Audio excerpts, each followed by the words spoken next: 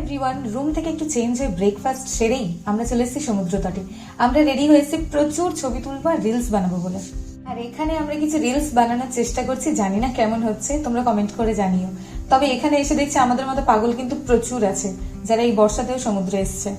যাই হোক, আমরা কিন্তু সমুদ্রে নামার জন্য রেডি হয়ে আসিনি। আর ওদের দুজনকে দেখো, সমুদ্র দেখে নিজেদের আর আটকে রাখতে পারলো না। এদিকে ওদেরকে আনন্দ করতে দেখে আমরা আর সমুদ্র থেকে দূরেই থাকতে পারলাম না। একটু ভয়ে ভয়ে জলে নামার পরই দেখছি পায়ের কাছে ছোট ছোট মাছেরা এসে খেলা করছে। আর এই দেখো, দিগন্ত বিস্তৃত সমুদ্রের উত্তাল রূপ, প্রচুর বড় বড় ঢেউ আসছে। আমরা ঢেউগুলো প্রচুর এনজয় করছি। বকখালি বিচে এতটা ঢেউ আনএক্সপেক্টেড ছিল।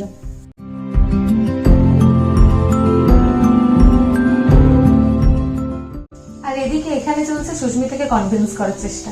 ও জলে নামতে অনিচ্ছুক, তা সত্ত্বেও অর্ণবের অসীম প্রচেষ্টায় সমুদ্রে নামতে বাধ্য করলেও ঢেউয়ের এক ধাক্কায় ওকে পিছিয়ে যেতে হলো।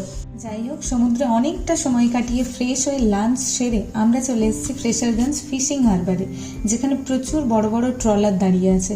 আর এই হলো ফ্রেশারগঞ্জের মাছ বাজার, যেখানে ইলিশ তো পেলামই না, তবে এক দাদার রিকমেন্ডেশনে আমরা ইলিশ নেব নিশ্চিন্তপুর থেকে, যেটা আমাদের ফেরার পথেই পড়বে।